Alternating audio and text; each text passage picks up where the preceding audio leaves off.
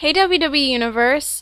So, I know I'm a day late, but I am going to do my Night of Champions review. I can't even think what it's called. Okay, so before I start, I'm in my pajama pants. I know, I'm awesome. I don't like my glasses right now. I think I'm going to leave my glasses off because they're like dirty and I'm too lazy to get up and do anything about it. And my hair is a wreck. But first, before you guys ask me, why are you in a normal people shirt? If you guys can't tell, I got a new tattoo. It was my birthday on Thursday, so that's what I go and do. I know I'm weird. It says Rise Above for any of you that want to know. I have a long kind of reason why I got Rise Above. I am actually going to be doing a tattoo video of each and every tattoo that I have and the reason behind them. So that will be up this week. But let's get to my Night of Champions review. This camera is just, what am I doing? Okay, I don't know. You guys are just gonna have to deal with it. I'm sorry. I just want to punch my computer in the face. Okay, so this isn't in order. So I'm sorry. But yeah, it's not in order. So these didn't happen in order. The only thing that is in order is the pre-show. We had a battle royal for to become the #1 contender for the United States Championship. I was really excited because I just like, of course they weren't going to have the main card guys because these guys already had a match for later that night. So you're going to see the lower card guys that you really don't see that often, which is so sad. But I was so excited. Ted DiBiase was back. Like, hopefully this means he's back permanently. I was just so excited. He had an injury, and then his wife gave birth to their gorgeous son, Tate. And, so yeah, he's been away for a while, and it was really nice to see him wrestle again. He didn't last long. They had, like, Brodus Clay, like JTG, Heath Slater, just people that are kind of like, it's just like, don't see them much anymore.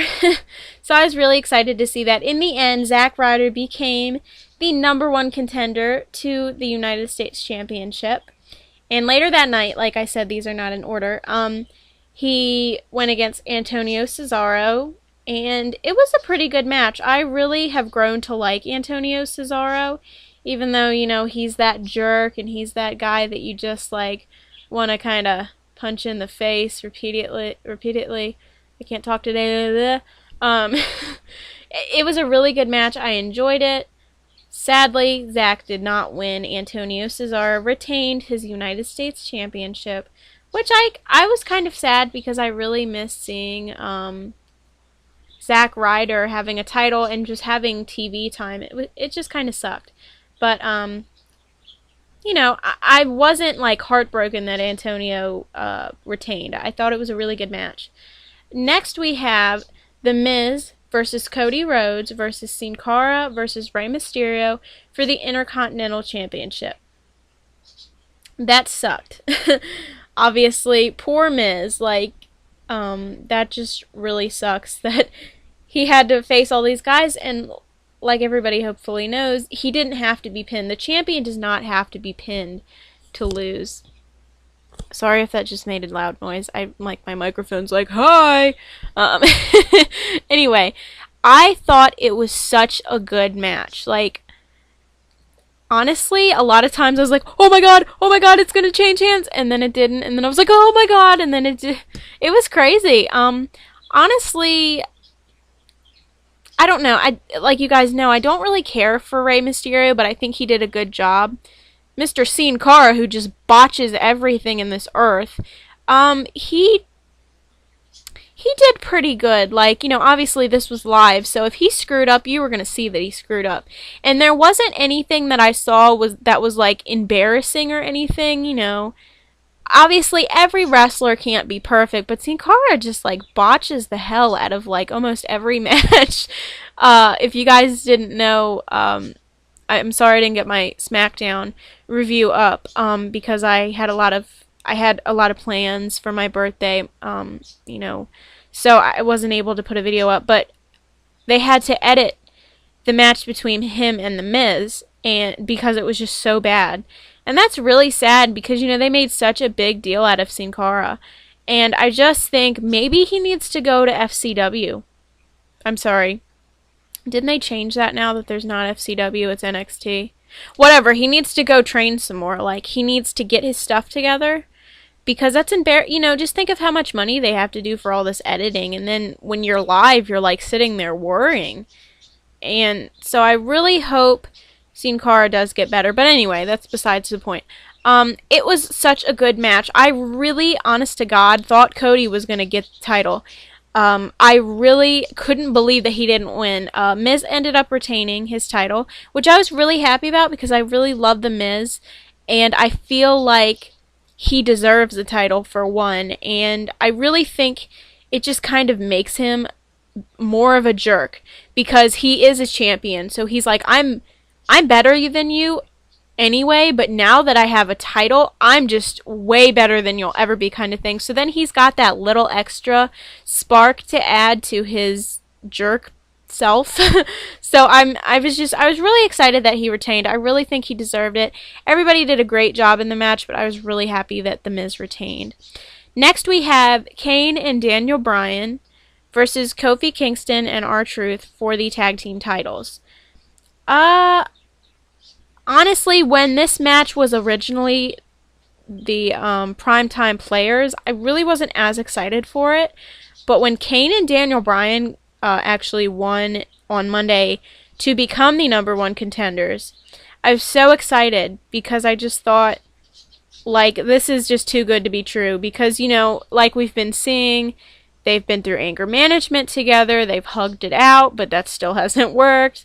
So I was really excited to see, are they going to be able to exist as a tag team to become the champions, or are they just going to not be able to put their things aside and win?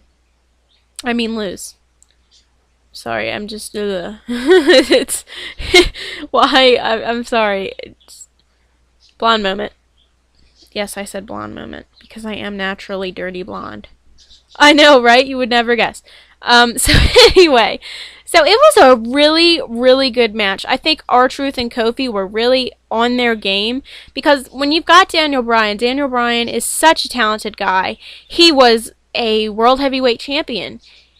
He went all the way from NXT all the way to what he is today. You know, he gets so much heat. And then Kane is just this humongous monster. So I think Kofi and R-Truth really had to be like the best of the best because they had some serious competition going on. And Kane and Daniel Bryan, like, you know, I really thought, I was like, this is not going to work. This is so not going to work. They're just going to destroy each other. And Kane's probably going to drag Daniel Bryan to hell. And, like, we're never going to see either one of them again. And then Paul Bearer is going to finally, like, fall out of the meat freezer. I don't know. But I thought it was a great match. I thought it was very back and forth. I thought it was nice to see each guy in the ring. I always love when they do that. I hate when it's like one person in the ring for like the majority of the match just getting their ass beat. Like, I understand it can't always be everybody tagging, you know, because then they get the tag and it's like, oh my god, finally, you know, but sometimes it's just like, okay, just back and forth would be a little better, so these guys aren't like 90-year-old men, like huffing and puffing, dying to get to their tag team partner. But I thought it was a really good mix-up, and I really, really enjoyed it. In the end, we have new tag team champions, Kane and Daniel Bryan. I was so happy for them. Like, this is going to be such a good tag team. They are so dysfunctional. They can't get along for 5 minutes. It's going to be awesome. It's going to be the best. And then later on in the night, their therapist, you know, okay, I'm sorry, I forgot something. After the match, they each start screaming at each other, I'm the tag team champions. And they go back and forth, and then eventually later on in the night, their therapist is like, you know, you guys need to be nice to each other. Can you guys say something nice to each other? And Daniel Bryan, you know, congratulates Kane. And Kane just kind of like walks away and doesn't really say anything. And then he brings this big, huge thing of Gatorade.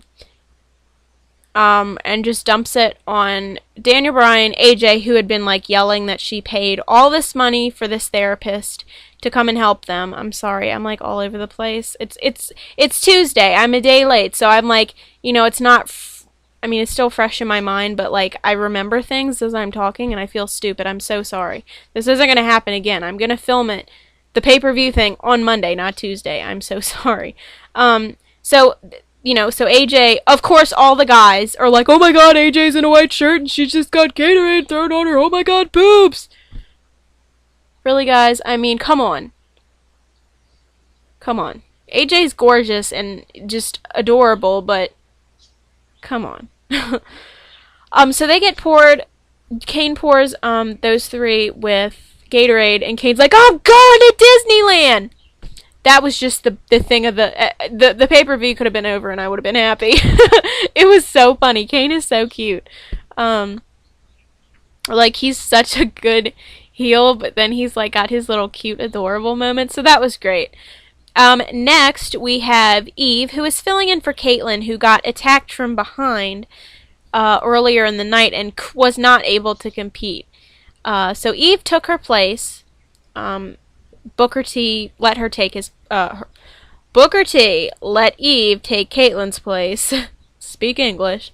And I really honestly I watched the match, but I wasn't like caring too much about it. I thought it was an okay match. I don't know Layla. I don't know still how I feel about her. Like, I love Layla, but lately she's just been boring me with anything. I've always loved Eve. I really think she's interesting, and now with her little, like, fake thing, putting on this, like, fake front kind of thing has been very interesting. And Eve is our new Divas champion. I was really happy that Layla lost. I think Eve has this fire that's going to maybe, hopefully, like, ignite some type of thing in the Divas division. I hope maybe, now Eve is going to have to defend it. She's kind of like that fake nice person, but then she's got that little like evil kind of thing. It's just, I don't know. I think this is a good turn for the Divas division, and I really hope that this ends up being interesting, and maybe we'll see more interesting Divas things. I hope to God, because the Divas division is just embarrassing. Next, we have Randy Orton versus Dolph Ziggler. I honestly think this match was the second best match of the night, honestly. I think this could pretty much almost be like almost right there at match of the night. Dolph Ziggler and Randy Orton work so well together. They are, obviously, these guys are talented. You can't, I mean, neither of these guys are champions. So right there, that shows you that these guys are good, and they're in Night of Champions, and they don't even have a title. So right there, they've got to put on a thing, because it's not for the title. It's just their feud has been going on, and it kind of, it's finally like everyone just wants to see how this is going to go. And it was just such a good match. It was, I don't really even know the word. Like, I loved it.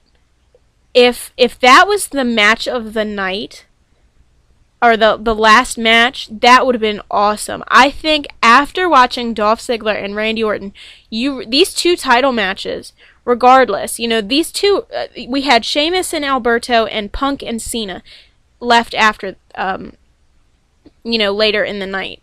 You really had to step your game up, regardless of if you're a champion. Like, they put on a show. Randy and Dolph Ziggler are just...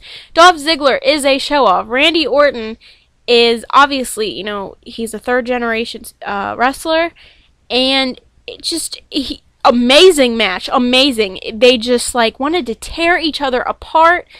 It was so awesome. They just put so much into this match. It was amazing. I don't even know what other words to say for this. It was so back and forth. They both just put so much. It's like they put everything they had into this match. I was really impressed. I loved it. It's hard.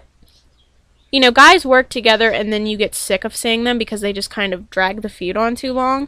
Honestly, if Dolph Ziggler and Randy Orton had more matches, I would not complain at all. This pay-per-view match was just phenomenal. I absolutely loved it. And Randy Orton ended up winning, which honestly I was happy with, but then I would have been perfectly fine with Dolph Ziggler winning.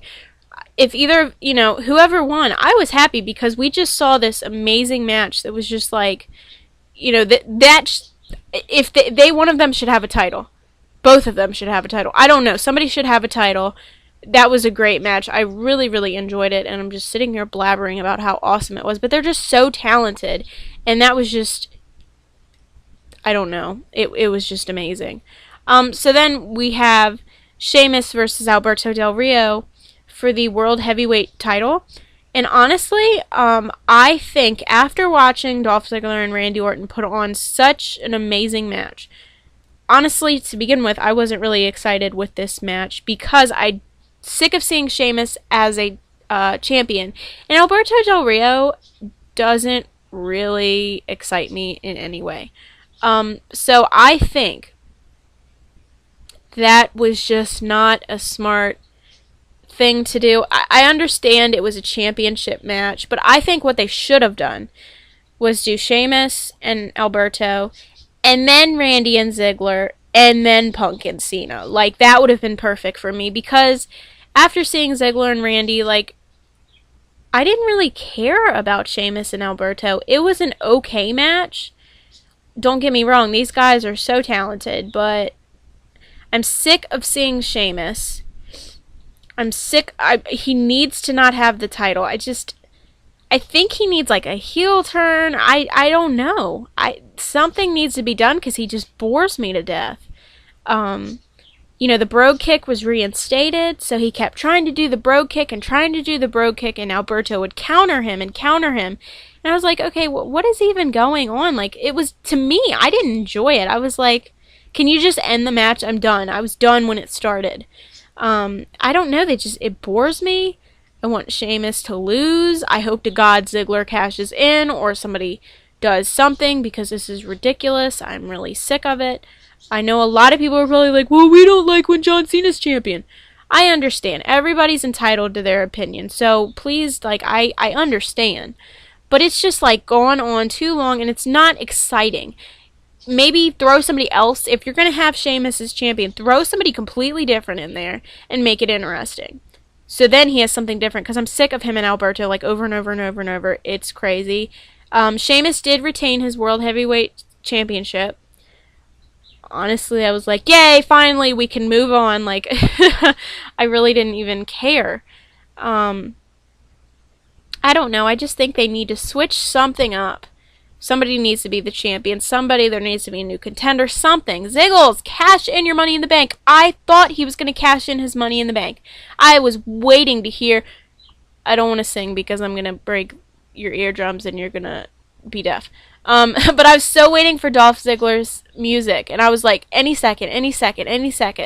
Because Alberto had put the cross arm breaker on Sheamus a few different times, and I was like, he's kind of hurt, he's tired. Come on, Ziggles. And Dolph Ziggler never came out, and so I was like, okay, this match officially sucks, I'm done. So then we have our final match of the night. Ow, I just stabbed myself with a pen. John Cena versus CM Punk for the WWE Championship. Now, we all know we are in Boston, which is John Cena's hometown, and CM Punk was wearing Yankee colors for his trunks. Now, I love the Patriots, I love the Bruins, I love the Red Sox, I love the Celtics. I'm a very big Boston fan. So just to see the Yankee colors in Boston, I was like, CM Punk, you suck. you suck. You're an idiot. Right now, just lose. Go home. Somewhere. So then John Cena has, I thought I was going to hiccup. He has his Rise Above Cancer his new gear. Now, I know a lot of people, it's really been making me angry. A lot of people are not happy with John Cena having pink. If you guys haven't seen it, it's a black shirt, and like his green shirt, it has the circle, and it's got John Cena's little character drawing of him, and it says "Rise above cancer" instead of "Rise above hate." And he's got a pink hat and pink wristbands, and I understand it's a man in pink, but this is for such a wonderful cause. It's for Susan G. Komen.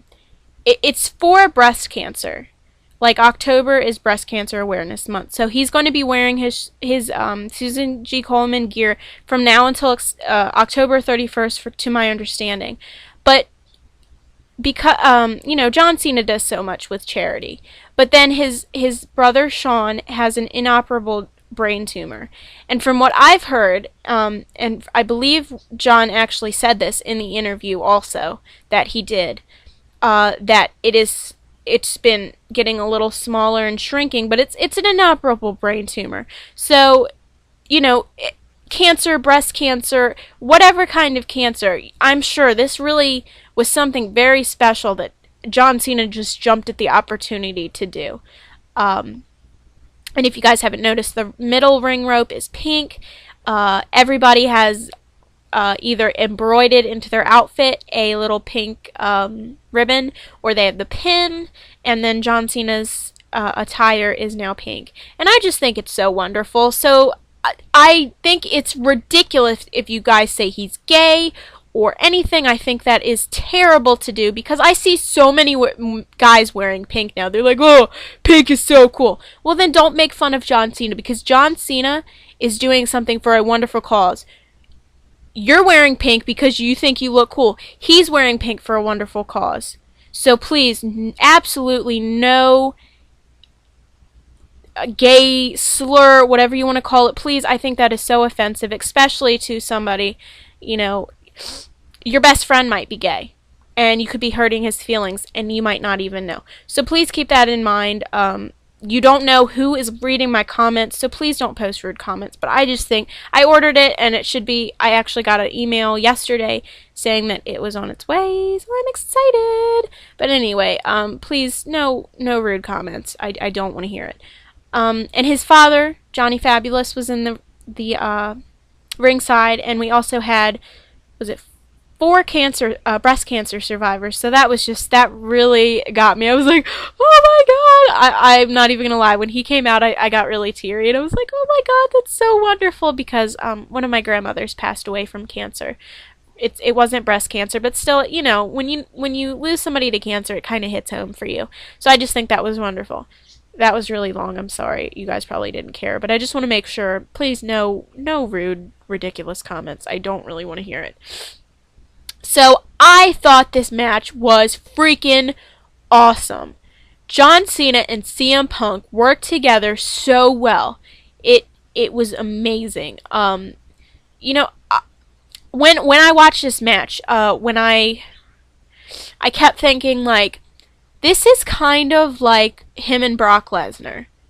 Like, John Cena couldn't really get momentum. He would, like, kind of do something, and then CM Punk would just counter it, or just do something completely different. And I was like, what is going on?